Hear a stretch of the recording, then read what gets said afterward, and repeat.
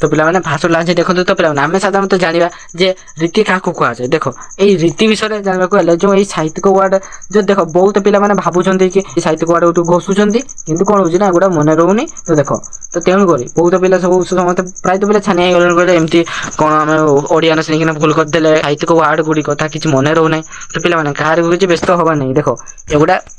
तुमने +3 जिते पार से तुम ऑन राइटिंग जिते पार से तुमने ऑन राइटिंग माने निज अनुसार लिखा ट्राई कर पाठटी को तुमने निजे बुझीब और निज अनुसार ही लिख तो आज भिडियोटी आम है ये जो रीति विषय आम जाना है आम बुझा जे रीति प्रकृत में कौन तो ता सहित ये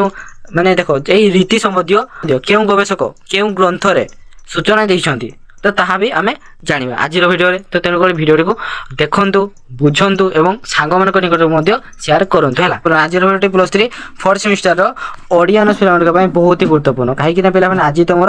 कोर 9 यूनिट 2 कौन अच्छी जो तुम रीति है जो रीति वक्रोक्ति से सब गुड़िक आम आलोचना करवानी आज केवल रीति संबंधी जी सब क्वेश्चन अच्छे सर्ट क्वेश्चन गुड़िक देख तुम 1 मार्क हो कि 2 मार्क हो देख आज भिडियो आम केवल 1 मार्क आलोचना करें नुह आज भिडियो आम 1 मार्क आलोचना करने सहित 2 मार्क आलोचना करवा सहित ये क्वेश्चन गुड़िक जो डिस्क्राइब करदेव जदि पाठटी को भल भाव बुझी नब तो यही तुम 3 मार्क कम आसो तो गोटे पिला निहाती भाव में आज भिडियो देखला कौन एग्जाम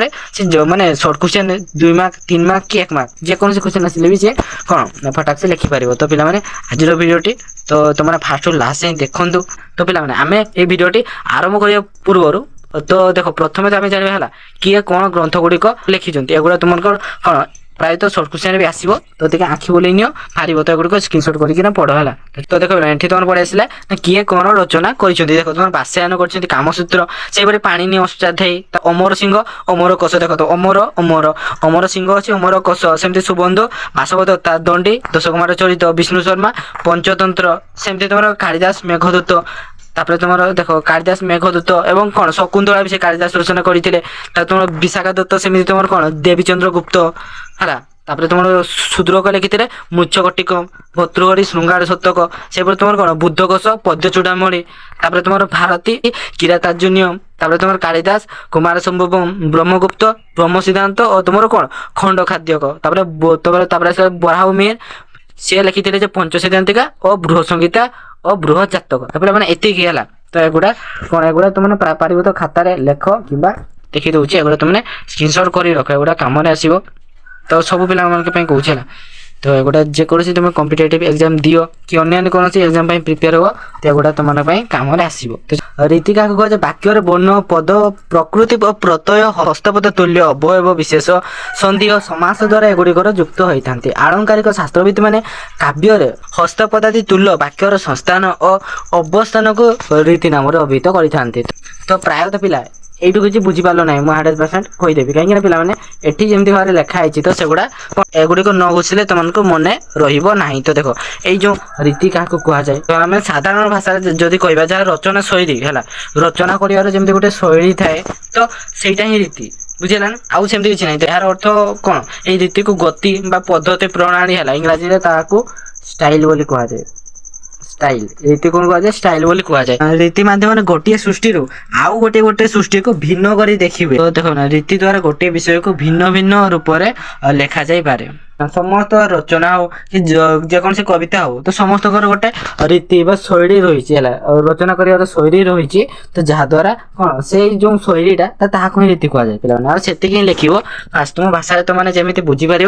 सेमती लिख आउा किसी बुझार आवश्यकता नहीं तापर आसला पे तुम ना वृत्ति क्या कहुए है आचार्य मनमठ तांकर काव्य प्रकाश ग्रंथ रीतिर परिभाषा रूप से वृत्ति को ग्रहण करते पुरुष तापर आसला तुम कौन केमड़ा तापर आसला तुम उपनागरिकता है से 3टी वृत्ति को स्वीकार करते तुम मनमठ तांकर पूर्वसरी मानकर रीति संबंधी मतवाद को से माने यही जो वृत्ति माध्यम से मत गुड़ी से ग्रहण कर आसला पे देख तुम रीतिर अभिधानिक अर्थ कौन पे रीतिर अभिधानिक अर्थ हो तुम देख क्रम हो पद्धति शैली स्वभाव धारा आ इंग्राजी कौन स्टाइल हूँ रीतिर आभिधानिक अर्थ बुझेगा ना पे तापर आसला कौन तुम लाठी रीतिर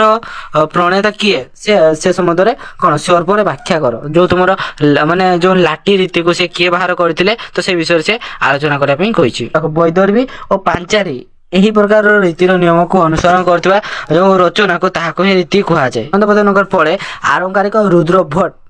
ଲାଟିଆ ରୀତି ନାମକ ଏକ ନୂତନ ରୀତି ଉପରେ ସେ ଆଲୋକପାତ କଲେ। ଏହି ସମୟରେ କ'ଣ ରୀତି ବିଚାର ପରମ୍ପରା ଭୌଗୋଳିକ ପରିବେଶ ଓ ସୀମାଠାରୁ ଦୂରେଇ ରହିଥିଲା। ବୈଦର୍ଭୀ ଗୌଡ଼ୀ ପାଞ୍ଚାରୀ ରୀତି ସହ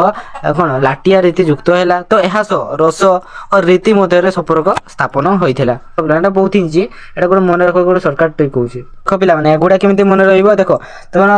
ରୀତିକୁ ଯଦି ଆମେ ପ୍ରକାର ଭେଦ ଦୃଷ୍ଟିରୁ ଦେଖିବା, ରୀତିକୁ କେତେ ଭାବରେ ବିଭକ୍ତ କରାଯାଇଛି? କ'ଣ ରୀତିକୁ ସାଧାରଣ ଭାବରେ ଚାରି ଭାବରେ ବିଭକ୍ତ କରାଯାଇଛି ହେଲା। ଆମେ କ'ଣ ଜାଣିବା ହେଲା, ଯୋଉ ତୁମର ବୈଦର୍ଭୀ ରୀତି ଅଛି, ଏଇଟା ବୈଦର୍ଭୀ ରୀତିରେ କ'ଣ ନା ଦେଖ ମାଧୁର୍ଯ୍ୟ ଗୁଣ ପ୍ରକାଶକ ବର୍ଣ୍ଣ ସମନ୍ୱିତ ତଥା ସମାସ ବିହୀନ ଅଥବା ଅଳ୍ପ ସମାସ ଯୁକ୍ତ ମନୋରମ ରଚନାକୁ ବୈଦର୍ଭୀ ରୀତି କୁହାଯାଏ। ଦେଖ ବୈଦର୍ଭୀ ରୀତି କାହାକୁ କହିବା ନା ଯୋଉଠି କି ମାନେ ଦେଖ ସମାସର ପ୍ରୟୋଗ ହୋଇନଥିବ ବା ପ୍ରୟୋଗ ହୋଇଥିବ ସମାସର, ତାହାକୁ ହିଁ ବୈଦର୍ଭୀ ରୀତି କହିବା। ବୁଝିଲା। ତାପରେ ଆସିଲା କ'ଣ ତୁମର ବୈଦର୍ଭୀ ରୀତି ପରେ ଆସିଲା ତୁମର ଗୌଡ଼ୀ ରୀତି। ଦେଖ ଗୌଡ଼ୀ ରୀତି ହଉଛି ଅଜ ଗୁଣର ବା ଗାମ୍ଭୀର୍ଯ୍ୟ ତେଜ ବରର ପ୍ରକାଶକୁ ସେ ରୌଦ୍ର ଓ ବୀର ରସ ପାଇଁ ଏହା ଅତ୍ୟନ୍ତ ଉପଯୋଗୀ। ଦେଖ ଆମର ରୌଦ୍ର ରସର ସ୍ଥାୟୀ ଭାବ କ'ଣ ପିଲାମାନେ? କ୍ରୋଧ ହେଲା। ଯୋଉଠି କ୍ରୋଧ ସମ୍ବନ୍ଧୀୟ ଲେଖା ଥିବ ତ କିମ୍ବା ବୀରର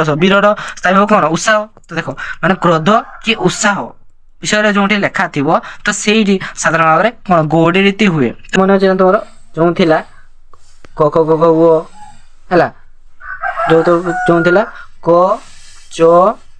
ଟ ତ ପ ତ ଥିଲା ନା ପିଲାମାନେ ତମର କଚଟ ଥିବ ମନେ ଅଛି। ଦେଖ ତମର କ ର ଯୋଉ ଦ୍ୱିତୀୟ ବର୍ଣ୍ଣ ମାନେ କ'ଣ? ଖ। ସେମିତି ଚ ର ଦ୍ୱିତୀୟ ବର୍ଣ୍ଣ ଛ, ଟ ର ଦ୍ୱିତୀୟ ବର୍ଣ୍ଣ ଠ, ତ ର ଥ, ପ ର ଫ ହେଲା। ଯୋଉ ଦ୍ୱିତୀୟ ବର୍ଣ୍ଣ ଗୁଡ଼ିକ ପ୍ରାୟତଃ ଏହି ତୁମର କ'ଣ ନା ଏହି ଗୌଡ଼ୀ ରୀତିରେ ଦେଖାଯାଇଥାଏ। ବୁଝିଗଲା ସିମ୍ପଲ। ତାପରେ ଆସିଲା କ'ଣ ତୁମର ପାଞ୍ଚାରୀ ରୀତି। ପାଞ୍ଚାରୀ ରୀତି ହେଉଛି କାନ୍ତି ସାଧନ ବିଶିଷ୍ଟ ପଦରାଜି ଦ୍ୱାରା ସମନ୍ୱିତ ରଚନାକୁ ପାଞ୍ଚାରୀ ରୀତି କୁହାଯାଏ। ଦେଖ ଆମେ ଏକ୍ସାମ୍ପଲ ମାଧ୍ୟମରେ ବୁଝିବା। ତ ତାପରେ କ୍ୱେଶ୍ଚନଟି କ'ଣ ଅଛି? ଦେଖ 6 ନମ୍ବର ଅଛି ତୁମ ରୀତିବାଦର ପ୍ରବକ୍ତା କିଏ ନା ଆଚାର୍ଯ୍ୟ ବାମନ ହେଉଛନ୍ତି ଏଇ ଯେଉଁ ରୀତିବାଦର ପ୍ରବକ୍ତା। ଆଚାର୍ଯ୍ୟ ବାମନ କେଉଁ ଗ୍ରନ୍ଥରେ ରୀତିର ସଂଜ୍ଞା ନିରୂପଣ କରିଛନ୍ତି ନା ଆଚାର୍ଯ୍ୟ ବାମନ ତାଙ୍କର କାବ୍ୟାଳଙ୍କାର ସୂତ୍ର ଗ୍ରନ୍ଥରେ ସେ ରୀତିର ସଂଜ୍ଞା ପ୍ରଦାନ କରିଛନ୍ତି। ରୀତିକୁ କେତେ ଭାବରେ ବିଭକ୍ତ କରାଯାଇଛି? କ'ଣ ରୀତିକୁ କ'ଣ 4 ଭାବରେ ବିଭକ୍ତ କରାଯାଇଛି। ବୈଦର୍ଭୀ ଗୌଡ଼ୀ ପାଞ୍ଚାରୀ ଲାଟି ରୀତି। এটা সাধারণ তারপরে আছে তোমার কোন বক্রোক্তি সম্প্রদায়ের প্রবর্তক কিয়ে বক্রোক্তি সম্প্রদায়ের প্রবর্তক হউଛନ୍ତି আচার্য কুন্তক বক্রোক্তি এটা রীতি গলা এটা হলো বক্রোক্তি সম্প্রদায় হলা তারপরে দেখো এটি করে গলা না আচার্য মনমোট রীতিକୁ কেতে ভাবে বিভক্ত কৰিଥିଲେ তো দেখো বলা আচার্য মনমোট রীতিକୁ 3 ভাগে বিভক্ত কৰিଥିଲେ গোটে হলো তোমার বৈদর্ভী গৌড়ী পাঞ্চালী কিন্তু বিশ্বনাথ কবিরাজ রীতিକୁ সে 4 ভাগে বিভক্ত কলে গোটে লাটি রীতিকি সে মানে লাটি রীতিକୁ সে কোন সেইটি এড করলে হলা তারপরে আসলে তোমার পাঞ্চালী রীতি কাকে কুয়া যায় দেখো কান্তি বিশিষ্ট পদরাজি দ্বারা সম্মানিত রচনাକୁ হি পাঞ্চালী রীতি কুয়া যায় ভীম কেউ গ্রন্থরে রীতি সম্পর্কে সূচনা প্রদান করছেন भीम काव्यालंकार ग्रंथरे से रीति संपर्क में सूचना प्रदान करिसेंती बाणभट्टंकर केउ ग्रंथरे रीति संपर्क में सूचना प्रदान करिसेंती ना बाणभट्टंकर हर्षचरित देखो बाणभट्टंकर हर्षचरित ग्रंथरे से रीति संपर्क में से सूचना प्रदान करिसेंती तापरे देखो बिलान तमर आसला दंडी केउ ग्रंथरे रीति संपर्क में सूचना प्रदान करछंती दंडीकर काव्य दर्शन ग्रंथरे से एई जो रीति संपर्क में सूचना प्रदान करछंती बामनकर केउ ग्रंथरे रीति संपर्क में सूचना प्रदान करछंती ना बामनकर काव्यालंकार ग्रंथरे से रीति संपर्क में सूचना प्रदान करिछंती तापरे तुम आनंद प्रदानकर केउ ग्रंथरे रीतिर सूचना रहिछि ना आनंद प्रदानकर केउ ग्रंथ रीतिर सूचना रही ना आनंद प्रदानकर ध्वन्यालोकर से रीति संपर्क में सूचना रही आसला तुम रुद्र भट्टंकर केउ ग्रंथ रीतिर सूचना रही ना रुद्र भट्टंकर काव्यालंकार ग्रंथ रीतिर सूचना रही राजशेखर केउ ग्रंथ रीतिर सूचना रही ना राजशेखर सेमती काव्य मीमांसा से कौन रीति संबंधी सूचना रही देख पे एगुड़ा से ग्रंथ गुड़िक प्रायतः एग्जाम आसे तेणुक ग्रंथ गुड़िक पार्छ तो जिते पार्छ मन रख देख तुम रुद्रभट्ट हो कि राजशेखर आनंद बर्धन बामनाचार्य तो से ग्रंथ गुड़िक मैं से केउ ग्रंथ रीति संबंधी सूचना प्रदान करगुड़ा तुमने मन रखापी चेष्टा कर है तो पे आज भिडियो ये रहा तो देख जो पे भी नुआ आसती तो चैनल को सब्सक्राइब कर रखु जो पे कौन जदि भिडियो देखिए जदि किसी बुझीपारे ना तो कमेंट सेक्शन लिखु तो जय जगन्नाथ रखुची।